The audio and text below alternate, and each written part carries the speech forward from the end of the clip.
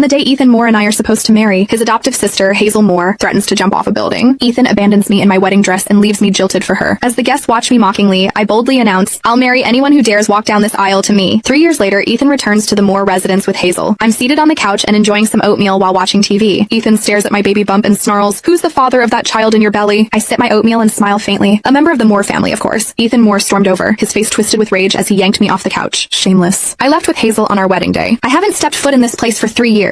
How could that child in your belly be mine?" I almost laughed. I never said it was his. He wasn't the only man in the Moore family. Of course, it's not your child. You're not even worthy of being his father, I said. Hazel Moore's face twisted in shock. "Audrey Smith, even if Ethan ran away from the wedding, he still left you with the title of Mrs. Moore. You've been living a life of luxury in the Moore family. How could you shamelessly get pregnant with someone else's child?" I glanced at her. "You're the adopted daughter of the Moore family, and you had the nerve to seduce your own brother. If we're talking about being shameless, who could possibly beat the two of you?" Hazel's voice turned pitiful as she looked at Ethan. "Ethan, for the past 3 years we've kept things respectful, yet she's carrying someone else's child and cheated on you." The moment he heard her words, Ethan's fury exploded. He raised his hand and slapped me hard across the face. "You filthy woman! You get knocked up by someone else and still dare to drag me and Hazel into it? Get out now!" he shouted. The sharp pain bloomed across my cheek. My head went blank for a second from the force of the slap. Ethan ran off with Hazel 3 years ago, leaving me alone to face all the whispers and laughter at our wedding. Driven by rage, I called for a groom on the spot. It was his uncle, Jeremiah Moore, who stepped up and married me that same day. In Beaverton City, Jeremiah was known as the Frost King. Everyone has treated me with the utmost respect ever since I married him. After I got pregnant, he spoiled me even more. He wouldn't let a strand of my hair be harmed. Blood would have been spilled if he had known what Ethan had just done. To avoid a full-blown family tragedy, and for the sake of the child in my belly, I said coldly, "If you both leave now, I'll pretend this never happened." However, they didn't appreciate the offer. Hazel lunged forward and yanked my hair. "Ethan, this woman is scared. She wants us to leave now so she can use that child to take everything from the Moores." Ethan snapped, "So that's what this is about? Well, I'm not letting it happen." I twisted away from Hazel's grip and said coldly, "David disowned you the day you two ran off. You had nothing to do with this family from that moment on." Hazel let out a scoff. "That was just Grandpa venting. Ethan's the only grandson of the Moore family. Do you really think he's going to stay disowned forever?" Ethan's expression turned smug. "Grandpa already said everything belongs to me." I placed a hand over my belly, my voice icy. "Not anymore. This child is also a member of the Moore family." I thought I'd made myself perfectly clear. However, Ethan's eyes flared with rage as he stared at me. "So you're planning to pass that illegitimate child off as a Moore? I'll teach you a lesson now." His slap landed even harder this time. I clutched my belly as I collapsed to the floor. Upon seeing the twisted hatred on their faces, panic surged inside me. I couldn't let them hurt the baby. I said desperately, "He is not an illegitimate child. He is..." Before I could say another word, Ethan bent down and grabbed the shattered porcelain bowl of oatmeal off the floor. He shoved the shards and oatmeal straight into my mouth. "Hazel and I have struggled to survive for the past 3 years. Yet you've been leeching off the Moore family, living in comfort with that child in your belly. Well, let me make sure you get your fill today," he barked. I instantly choked, unable to speak. The sharp pieces of porcelain cut into the inside of my mouth and blood gushed across my tongue. I raised a hand to resist, but Hazel stomped her stiletto heel down hard on my hand. Pain shot up my arm and my hand trembled uncontrollably. I couldn't even cry out. Ethan spat in my face after stuffing every bit of that oatmeal into my mouth. He then clapped his hands and stood up. Hazel's stiletto heel shifted toward my swollen belly. Terror gripped me.